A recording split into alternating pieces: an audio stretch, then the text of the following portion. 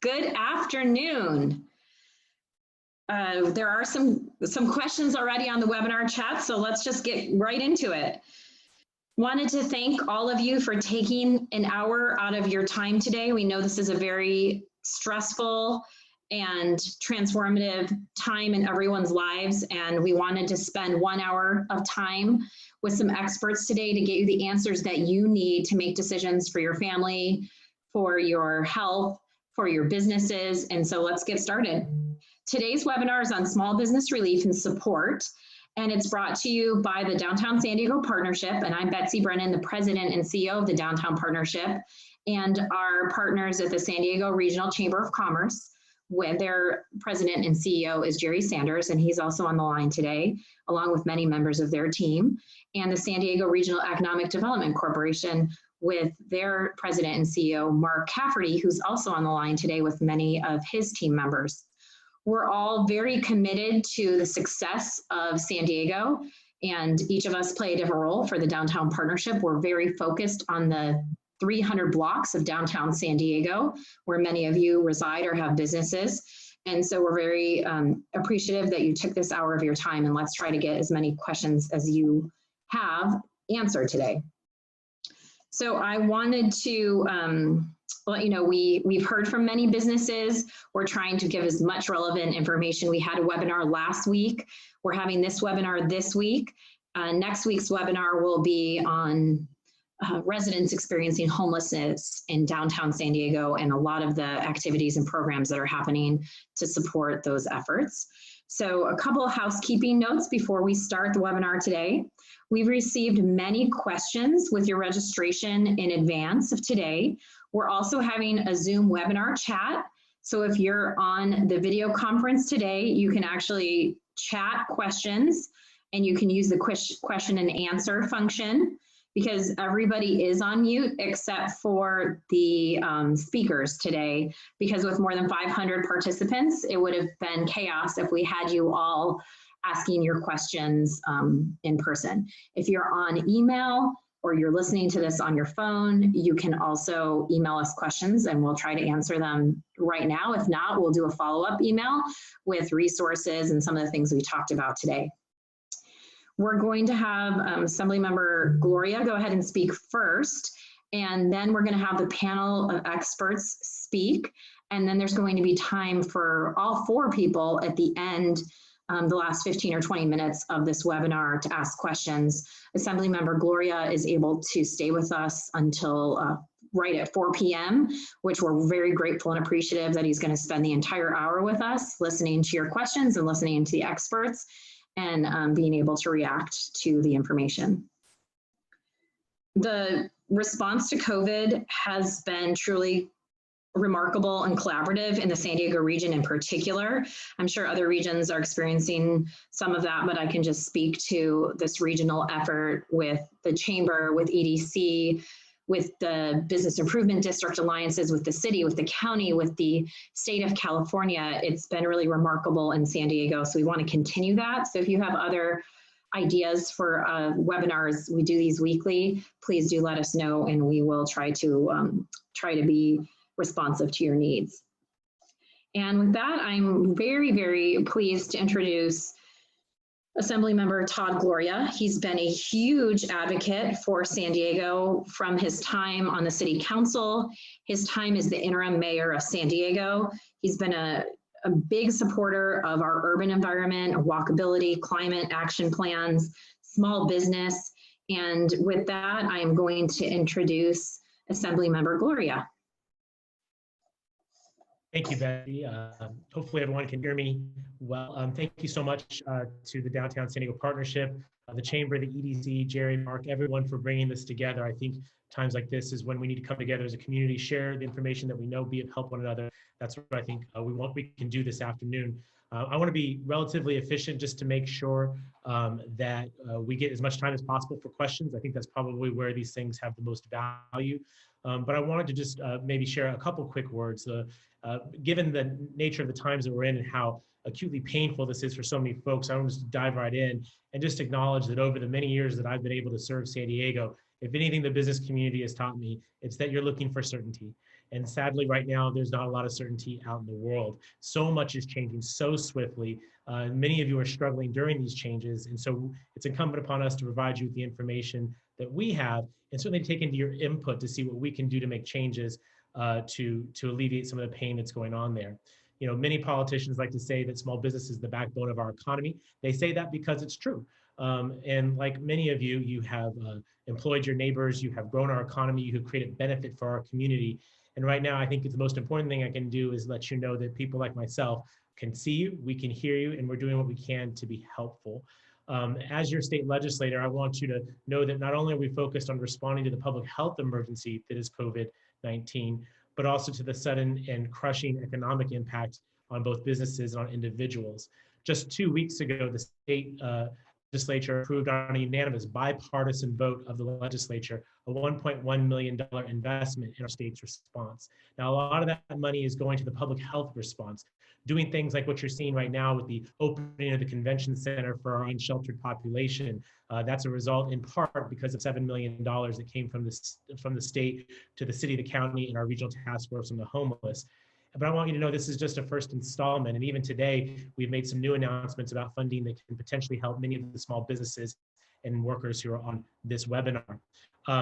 Things that we've done immediately have been things like extending the 60-day, extending the timeline for DMV renewals. I mean, these are very interesting things. No one wants to go to the DMV right now. No one wants to go to the DMV normally.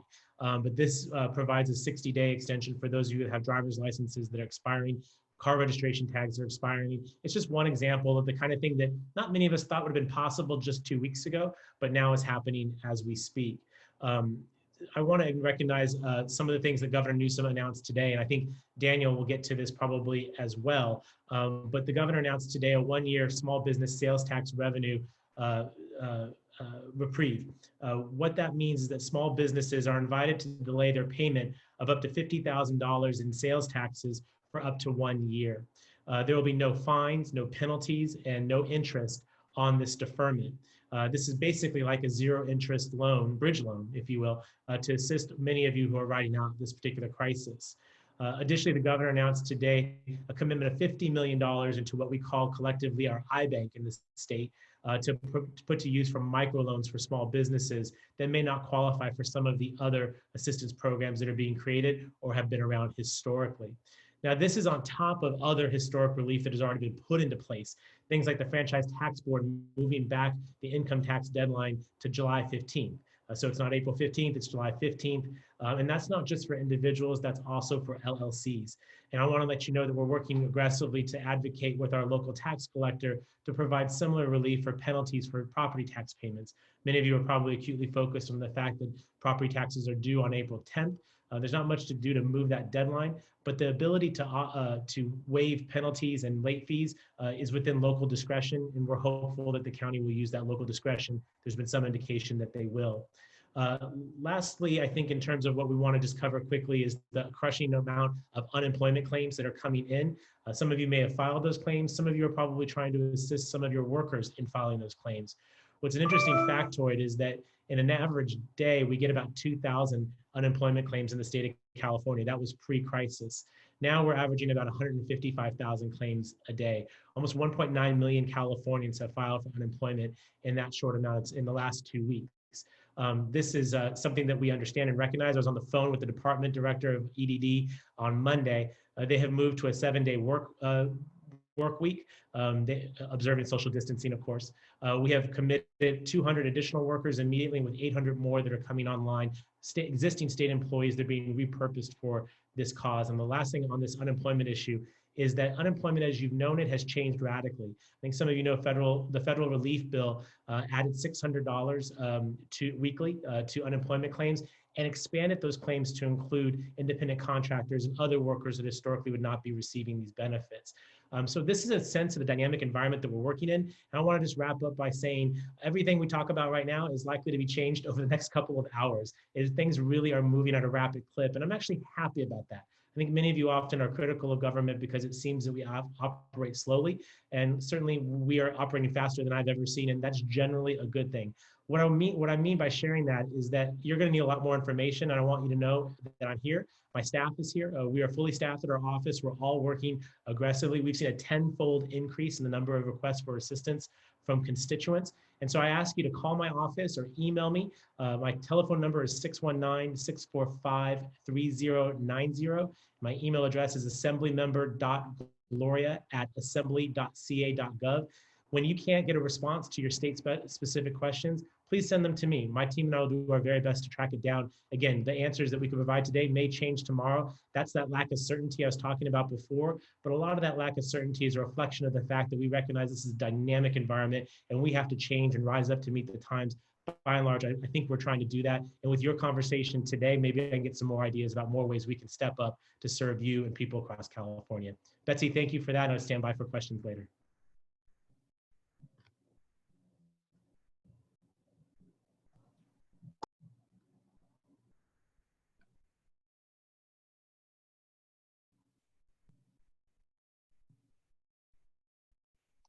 Betsy, you're muted.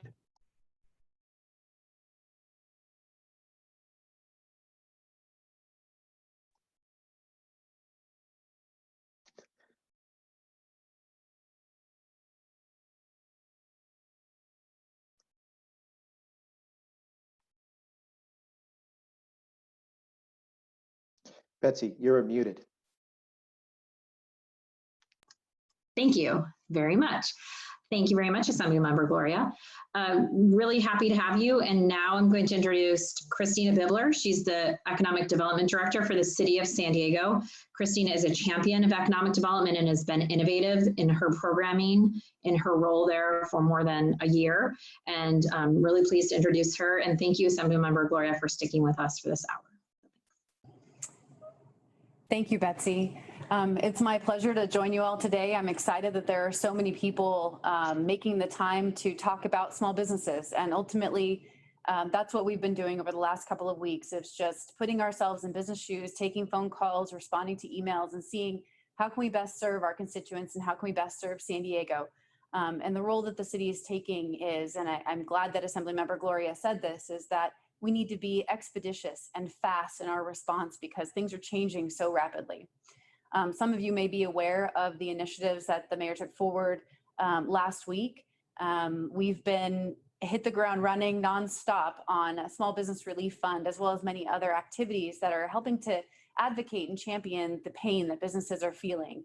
So for those of you that may not be aware, or those of you that may have been applicants, let me just describe that program a little bit for context, because I know that some of the questions coming in today will be about that fund. So last Wednesday, we worked on bringing forward a $6.1 million small business relief fund that is in the form of grants, forgivable loans, and loans, cobbling together 3 existing funds that my department manages. With that, the $6.1 million, most of those funds are federal funds, either in a revolving loan fund that we have through the partnership with the EDA or community development block grant funds. So with that, there are limitations and restrictions associated with those funds, but we rapidly took that to council, and by Friday, we launched the application and the actual fund, and I will tell you that the response was overwhelming. For those of you that were champions and enduring on Friday evening, we liken it to the most coveted tickets on Ticketmaster that everyone really wanted to go and see all at the same time on the city's website.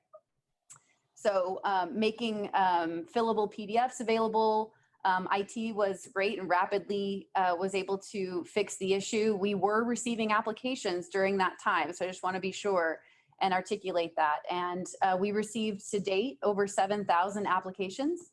And my team has been working nonstop since Monday morning. Tuesday was a city holiday, so technically we've had 2 full business days to digest the information. I'm proud to say that about 150 businesses will receive an email from my staff directly today saying, okay, your application was complete and eligible, and we want to go to the next step, proof of hardship. So we really are responding quickly to the need and to small businesses. A couple of the other things that we are doing is being able to process this expeditiously. So the grants and loans are for $10,000, and to get those into the business's hands as a bridge to make sure that their operations and potential payroll expenses and whatever they're facing, we know that it's not enough. I can echo that over and over. We know that that's not enough, but we understand that there are businesses that this is absolutely going to assist, and we want to make the biggest impact possible.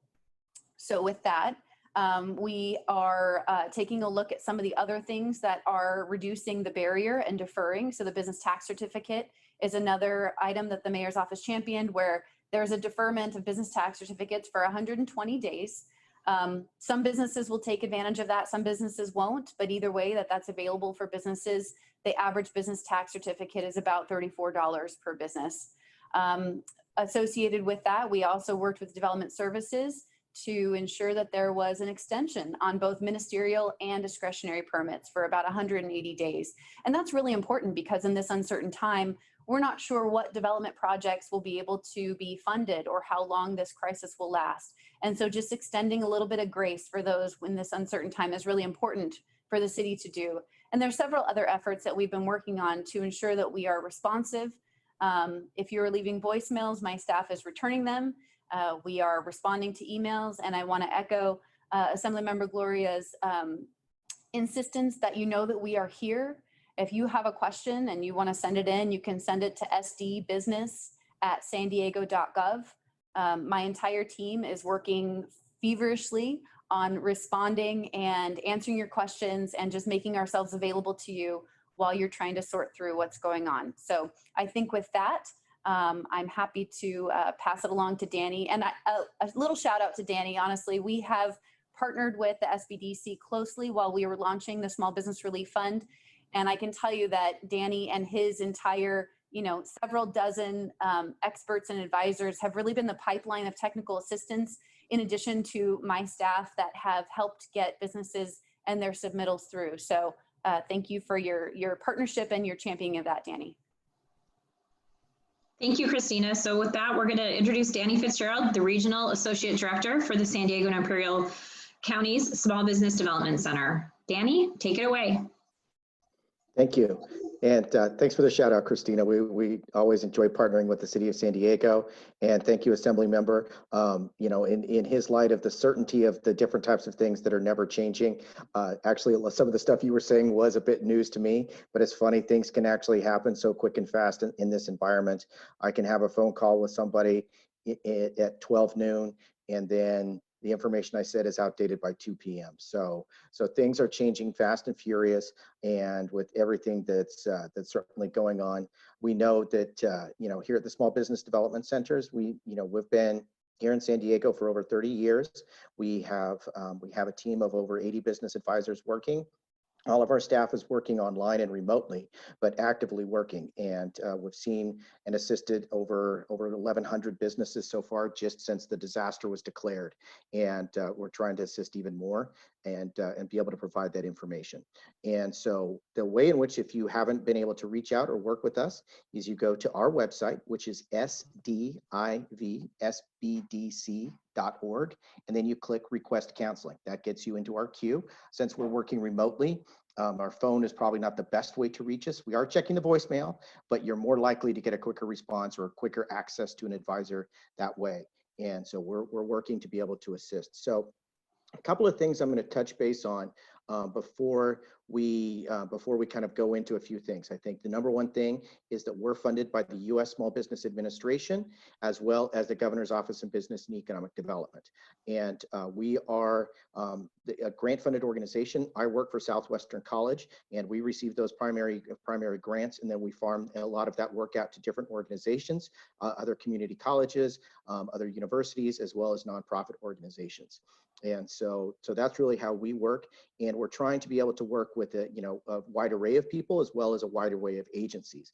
And that's why we work closely with the SBA, the state, the city of San Diego, because then we can work with everybody and try and find the best options for you as a business owner and kind of help you navigate what those options are. And then more importantly, once you start getting those options coming in, know the best ways to be able to use them and employ them. So couple of things that I want to kind of touch on as to what's out there right now. Assemblymember talked about a number of things that the state's doing, and actually that's great news to hear about the sales tax deferrals. We've talked about since day one, they had a payroll tax deferral at the state level. And then after that, the other things that are critical and important is what you want to do is work with your bank. If you have an existing loan of any type of predatory situation, you want to talk to your bank, talk to your credit card companies, etc. If you have an SBA guaranteed loan, the SBA is mandated to those lenders that they defer those loans principal and interest for a period of time during this crisis. That will help you with the cash outflow. The Federal Reserve Board issued a memorandum for all traditional lending to also work with deferments or restructuring, and to be able to do, to really minimize the types of cash flow. So those are some, one of the number one things to do is work with your bank, communicate with your lenders, credit, and really let them know what's going on. The other thing, and this is for all programs. So as you heard from Christina, it was like getting in line at Ticketmaster to be able to get tickets to U2 or any other big concert. And so you want to be prepared. And just like you have your credit card, be prepared for that instance. What you want to do is have all your finances in order. So make sure you have your 2019 finances completely in order, as well as your interim financials for 2020.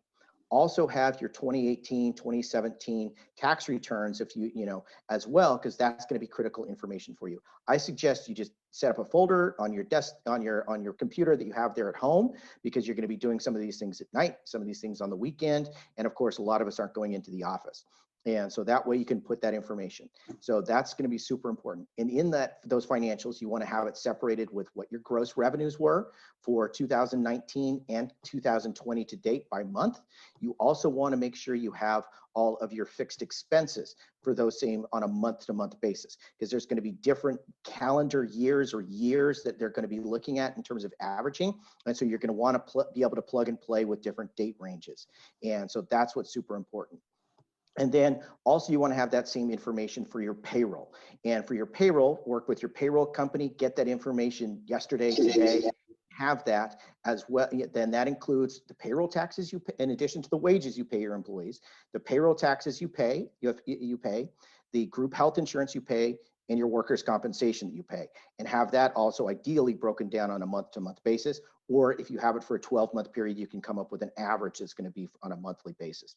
All of that's going to be important for the different types of programs that you're really going to be able to need. So those are some core things that you're going to really want from the financial perspective.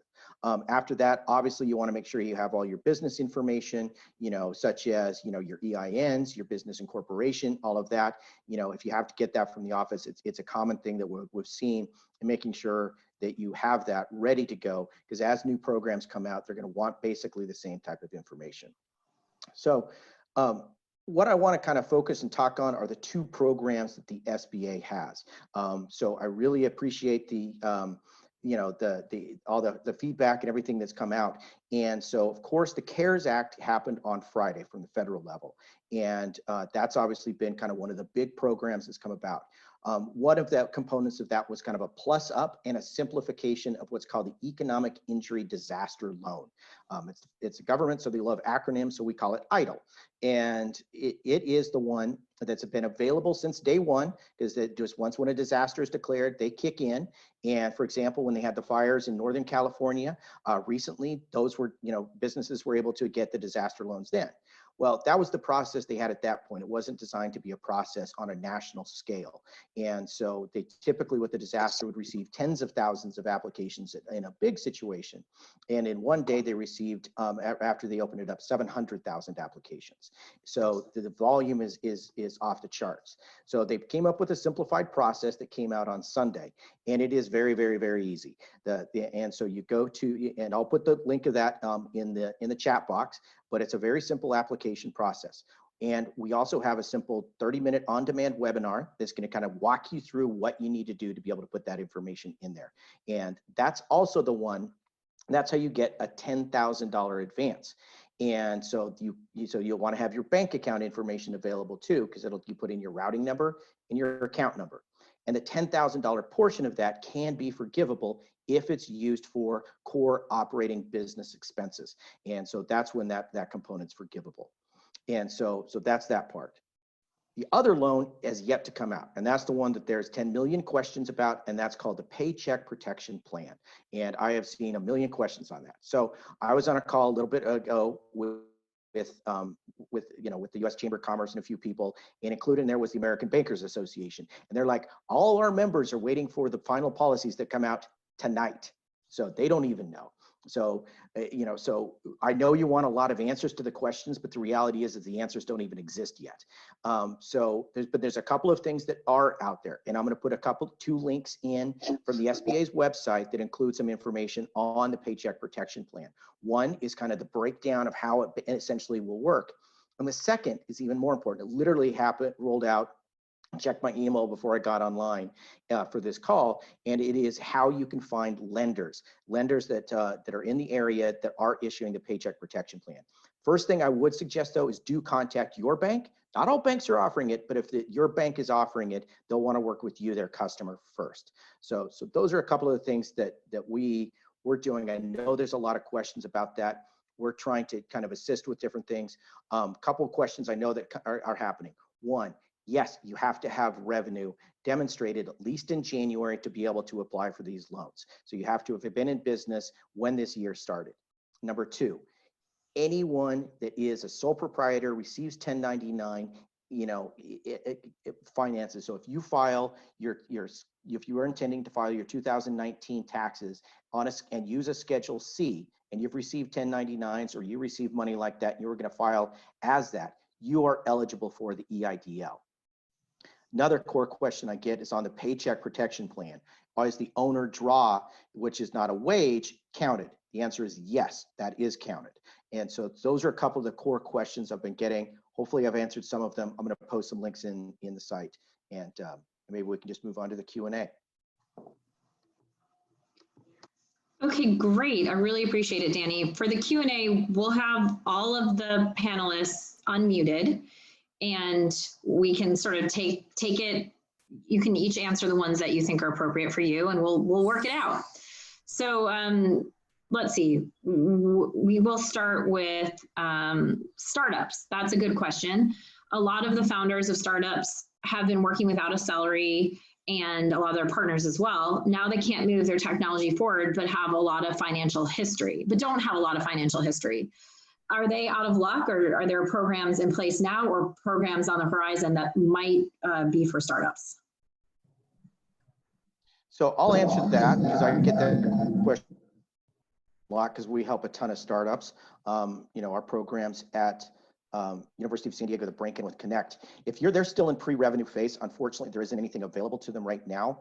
And what there would be, and I don't know what the best answer for that is. If they have revenue, if they have personal income that they're receiving from somewhere else, my suggestion is you use that income, potentially you as an independent contractor, because a lot of times founders, maybe they're still working on the side or providing some type of information that that would be, that would be a revenue that you're receiving. And that'd be about the only thing you'd be able to still apply for. But if you're still in the pre-revenue phase, there's really nothing that's out there at this point in time that we have.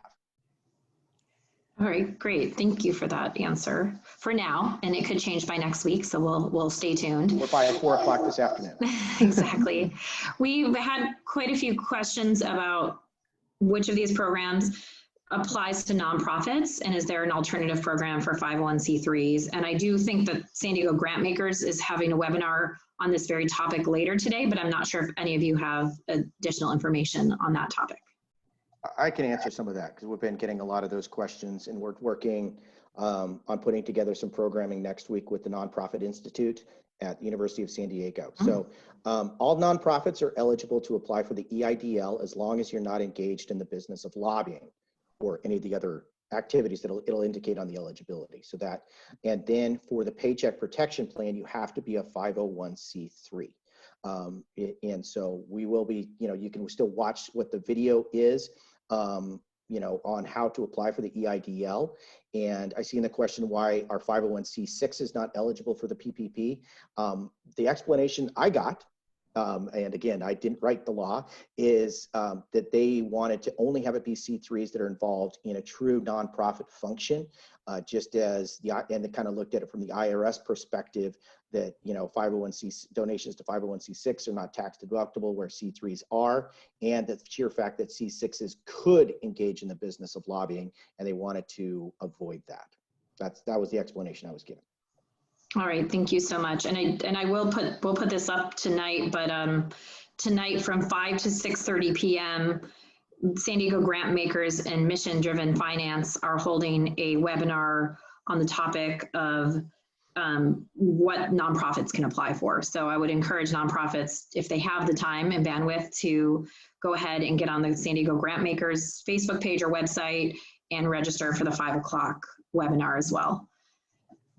We have some technical questions about what is the best place to find information for sole proprietors, self-employed people who do not fall any categories such as freelance designers, photographers, and similar businesses. So again, similar to what I said, you're eligible for the EIDL loan. My oldest daughter does some freelance work, and I helped her apply for an EIDL loan. Would also add that, oh, go ahead. Please. Okay. So a lot of sole proprietors did apply for the Small Business Relief Fund. The criteria there is that sole proprietors can also have an employee or a couple. And so it didn't preclude them from applying from the Small Business Relief Fund, just to be clear. Okay. And Betsy, if I may hop in, because this is Sure, please do. A lot, and there's a change here. Under the CARE Act, the self-employed are able to file for unemployment benefits under the Pandemic Unemployment Assistance Program. Like what Daniel was saying, while that was approved 6 days ago by the president, we as the state of California are still waiting for Department of Labor guidance on how to actually implement that. So I think a lot of the folks who are watching this right now understand they're eligible for something, but they're not quite sure what it is. And this is not a great deal of comfort, but maybe it's a recognition that we know you're looking, we are also asking those questions, and we're just anticipating that guidance relatively soon. What I want folks to know, though, is that if you believe, and I think by and large you'll know whether or not you're in this, the EDD has told us to just go ahead and file the application for unemployment benefits. And when you do that, when you're filing your claim, you're going to be asked for who your last employer was.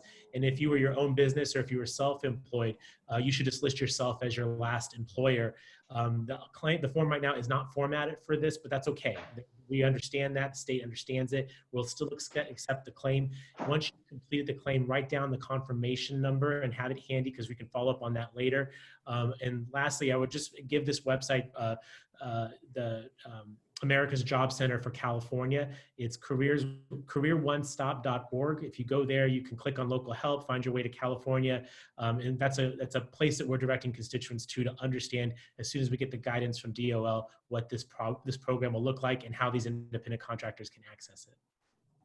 Great, thank you, Assemblymember. And as a reminder, we will send out an email to everybody that registered for this program with all of the resources that were mentioned today. As a follow-up, we'll also have this video available on the websites, the EDC, the Chamber of Commerce, and the Downtown San Diego Partnership if you need to reference it again.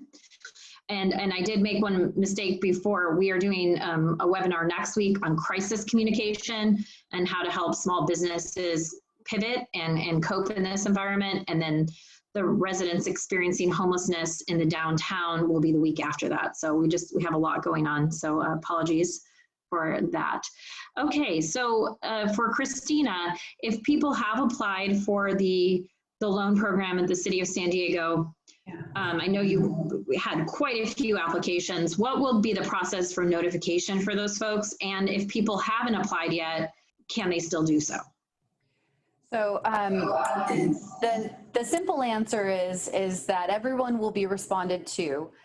What we've done right now is we've filtered between eligible and ineligible based on the information that they provided in their application. We're still in the process of doing that. As you can imagine, with 7,000 applications, that's not a small process, but I will tell you that we are working nonstop to do it. So as I alluded to, 155 of those qualified businesses, the very first ones in that submitted a complete application, will receive their email today. In that email, it will detail out what a proof of hardship means. So it could be bank statements, it could be proof of income loss, it could be pink slips that you've had to give your staff or you're in the process of working on that. It could be a supply delay based on maybe you get your supply from China, et cetera. So we're pretty flexible about what that demonstrated hardship means. And staff is given, or each one of the businesses is given a case manager on my staff.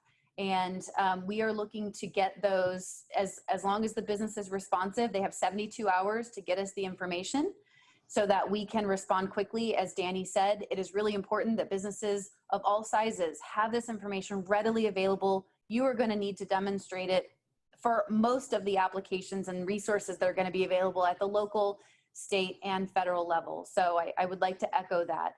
And then working with that case manager, we are positioned to be able to get funding to the small businesses within 14 days, as long as the businesses are responsive and can provide that assistance and demonstrated financial hardship related to COVID-19.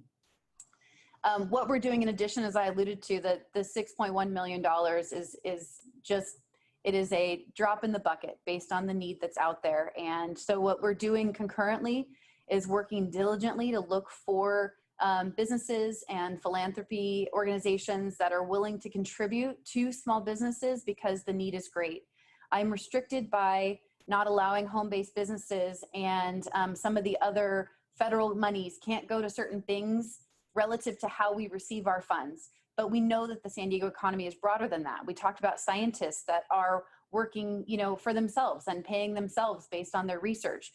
So what we're looking for, and this is up on the city's website, which is sandiego.gov/SBRF, which is the acronym for Small Business Relief Fund, that if you're interested as a business owner in donating to help your small business community, including the restaurants that you love to eat at, and the entrepreneurship and the startup community, all of those things are what we're looking for. And we have had corporate partners come alongside us and really seed that fund and get it going. So we encourage you to look for ways to give back for those businesses that are more secure so that we can help lift up those that need more assistance right now during this time.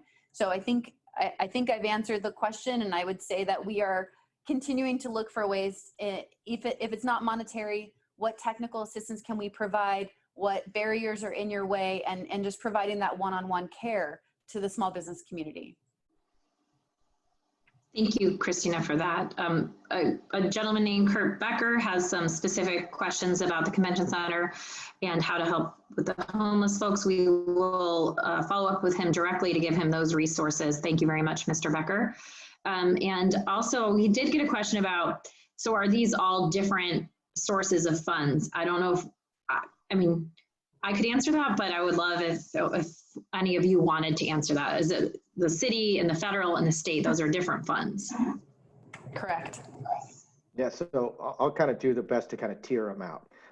We have at the federal level, of course, the CARES Act, which has the EIDL loan, which is available now. That's the $10,000 advance. Anyone who is in business has any type of revenue they're able to demonstrate in January or prior months can certainly apply. There's the PPP loan that is not available yet. And so I know there's still a lot of questions about it. There's only a few answers at this point. The soonest they will be available is tomorrow. Assemblymember, I'll let you kind of touch on some of the stuff that's going on with the state. Then the city has their funds. Then there are philanthropic funds that are out there and available. So you see nonprofit lenders like CDC Small Business Finance.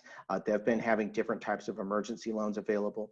I know Acciona Southern California is close to rolling out their fund, and Opportunity Fund's close to roll out some of theirs. I know Mission Driven Finance is working on some funds and so forth. So I'll let the other two of you answer about your areas. Yeah.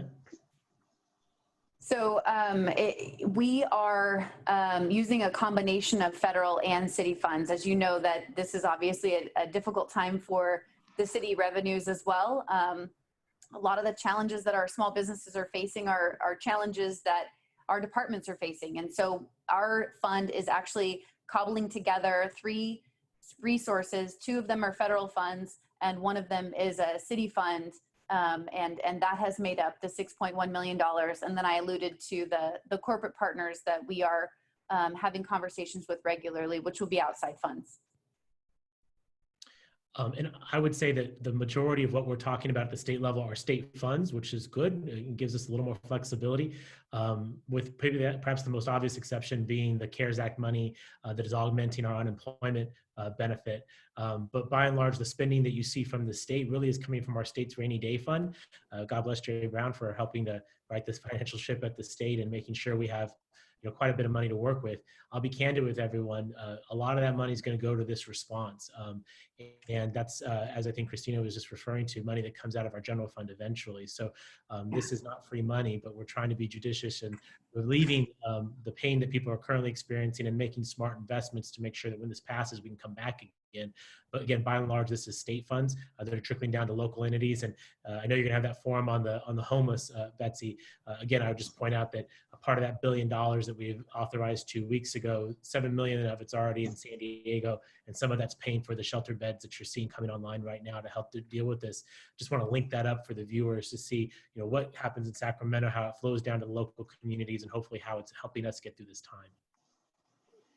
Thank you very much. Sort of a specific question. Can you post, this is for self-employed folks. Is there unemployment through the state's EDD side, or is there a separate application for self-employed people to apply for unemployment? I think that's for me. And no, the advice that we're getting from EDD is to just go ahead and apply using the conventional form. It does appear to be a separate program because under normal state laws, independent contractors wouldn't be eligible for unemployment benefits. I think Congress saw the wisdom of trying to help those folks out too. And so this pandemic response fund, and I posted that link just a moment ago in the chat section, is the funding that's there. And again, we're waiting for that guidance from the federal government, but right now the best information I have is for anyone who's in this position, use the traditional unemployment benefit claim application, note yourself as your previous employer, and a lot of deference is going to be provided as the state evaluates those claims and awards those benefits. Okay, great. And the state sales tax deferment announcement just happened today. We linked the press release, but there's not an additional page for that information thus far, or should they go to the California page to get that information? I would go to the California page. There was some information, and your staff helpfully posted that just a moment ago. It's covid19.ca.gov. There's some on there. We're going to put some meat on the bones of that, I'm sure, going forward. But it's a pretty straightforward proposition. $50,000 of state sales tax receipts can be deferred up to 12 months, no interest, no penalty, no fees. It's essentially a $50,000 bridge loan. I don't think there's much more to it than that, but I'm sure we'll provide additional guidance after the governor's announcement, which was done at noon today. So again, this is relatively breaking news. Okay, good. There's another specific question that came in about 340. Can you speak to the reduction of hours as it relates to unemployment? Those folks, should they still apply? My understanding is yes, that they should. And again, a lot of that information is on the covid19.ca.gov website. That's traditional unemployment. A loss of wages does qualify you for unemployment benefits. That's not like the independent contractor, which is relatively new. So yes, a loss of wages does apply. And again, just be patient, understanding that the volume is just insane right now. But we're putting more resources, more personnel toward it to try and process those quickly. And there was a clarification, but it was to Christina, but the 150 that you're notifying today, that's just the first tranche, correct? There could be other notifications in the coming days. Oh, absolutely. So every applicant will receive a notification. I was just, we've really only had 2 business days to work on this. The city had a holiday on Tuesday for Cesar Chavez Day. And so my staff in that 2 days has been able to, as of today, notify the first 150. So I hope that's clear that all of the applicants will receive a notification one way or the other for those complete applications and those that are eligible, we will be continuing on in a cycle of this amount at least every day. Great. Okay. All right. So I think we answered some of these questions that were just coming in. Okay, a question that just came in. If you do not receive the advance with the EIDL loan within 3 days, as mentioned on the application of applying, is there a way to check on the application status itself, or does that still keep you in line for the loan itself without the advance? So yeah, it's a good question because I didn't answer this this unasked question. So if you applied under the old method, okay, you applied before Sunday, then when the simplified method came out, you do need to go into the new one if you want to request the $10,000 advance. So the first time you were able to request the advance probably would have been Sunday after 6 p.m. Local time. So there, and then the second part about the status is the SBA had to literally rebuild the entire EIDL application in about 72 hours and have it function to handle a few million applications. And so they don't have something about the status of anything at this point. So the soonest anyone really would have started to see the $10,000 advance, I think, would be today or tomorrow, based on kind of business days and for everything, the way in which things are functioning. We're monitoring kind of from our client's perspective, because we know we helped people apply late Sunday night and Monday, and trying to find out if they were able to receive any of the advance. And at this point, we haven't heard of anyone having received it. I'll probably have a call with the SBA, soon, and we'll kind of get some sort of update on that. But that's just kind of the reality of it. So right now there isn't a place you can check on the status of that. Thank you for that. For the city's loan program, there is sort of a time sensitivity to it to get your application in. Do you, and you've touched on this a bit, but for the other programs, is it a time sensitive program to apply for? So I think that's for Danny or the state, right? Mm-hmm, correct, because yours does have a time sensitivity for people to apply. It does. So from the federal level, the EIDL will be available right now through the end of September. The PPP has an expiration date of June 30th, but the word is that everyone expects it to be heavily oversubscribed, like the city's program. So you'd want to get in sooner rather than later. But the EIDL, being the nature of it and that it's been in statute for many, many years, it will continue. And that would be, if there was a program that would receive additional funding from Congress, most likely that would be the one. Great. With our remaining few minutes, we did get to most of the questions. If we didn't get to your question, we will also have the links to each of these different departments so that you can ask specific questions about your situation. But I wanted to give each of our panelists a minute or two to kind of recap what you think is the most important part of your program. And again, thank you. We're so appreciative from the Economic Development Corporation, from the Chamber of Commerce, or from the Downtown San Diego Partnership that you spent this hour with us, and the more than 300 people that have stuck on this call, because everybody needs the information, and we really appreciate your time to give it to us today. Christine, did you want to go first? Happy to. Thanks, Betsy.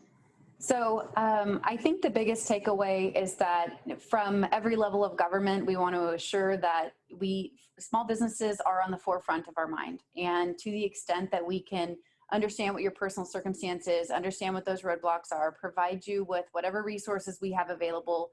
My staff is daily changing the resources on the website. And let me give the website again, and I know it's going to be available, but sandiego.gov/SBRF. And those are the acronyms for Small Business Relief Fund. There are additional resources on the city's COVID-19 website as well. I think it's sandiego.gov/coronavirus. So with that being said, we are constantly providing businesses. Not everyone is going to be able to take advantage of the resource that the city is offering, but absolutely everyone should be exploring their opportunities with their lenders and what deferment's available and what can alleviate the unknown and provide some certainty in this desperate time. So I think the takeaway is to the extent that myself, my staff, and the city can assist you in small businesses, we're happy to have that conversation. And if your business is in the position of assisting other businesses, please help us have that conversation with you as well. And we encourage you to donate and to give philanthropically to our small business community. Danny, do you want to go next? And then we'll have the assembly member round us off. Perfect. Goes first, goes last. I like that. And so again, the best way to reach us and contact us and get our assistance is sdivsbdc.org. Then you click request counseling. That's our online entry portal for you to be able to get the assistance that we provide. The takeaway is that we're here to help you navigate through the myriad of changes, processes, and assistance that's available. And so you can be able to use our services to be able to navigate that. The other thing I would say is a lot of these programs are getting very quickly oversubscribed and occurring quickly. So please, get your place in line, because you don't always have to accept the offers that are made. For example, the SBA loans themselves, all you're doing is applying. You're not saying you have to receive it. The only thing, like on the EIDL, is you're just saying you want a $10,000 advance, up to $10,000 advance. And so get the EIDL, apply for the PPP if you're eligible to apply for the PPP, and the other programs. We can help you be able to navigate what you need to do in terms of being able to accept that, navigate that, because at this point, as the assembly member said, this is as uncertain a time as we can imagine. Do any of us know when this is going to be over? No, no one knows. And so it's better to have more options on your plate than fewer options on your plate. So stay strong. We're here for you. We know small businesses are suffering. I hear from clients day in, day out. My staff hears from clients day in, day out about the stresses you all are facing. And we're here for you. We're going to do everything we can for you. Betsy, thanks so much for this opportunity. It's an honor to be here with Christina and with Daniel. Hopefully it's giving a sense to people that we're doing our very best to be as responsive as possible. And I appreciate folks putting issues on the table. My staff is also monitoring this conversation, and we'll do our best to collect information and distribute it as we can.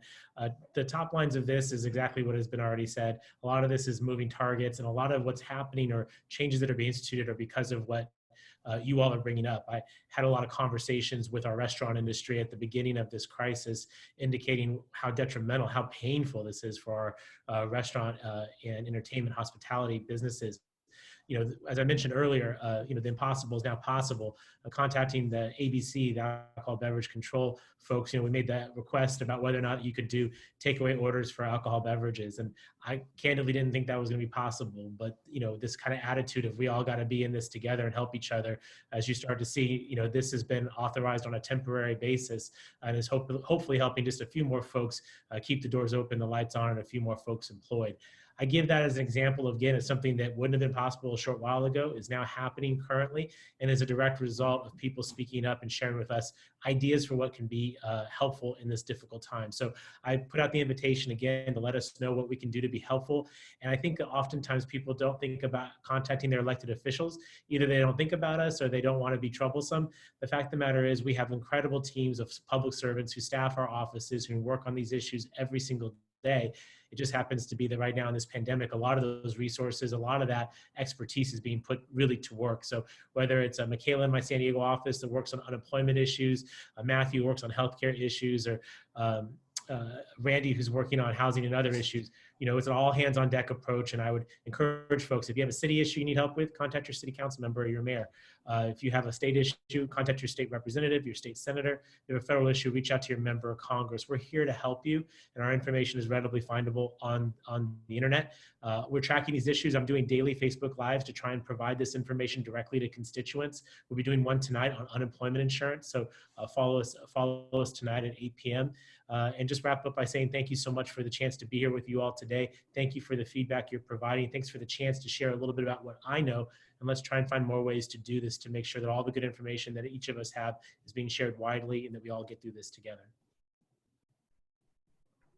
Thank you so much, Assemblymember Gloria, and all of our panelists and all of the participants today. You will be getting the follow-up email with many of the links and with the link to where the recording will take place, will live.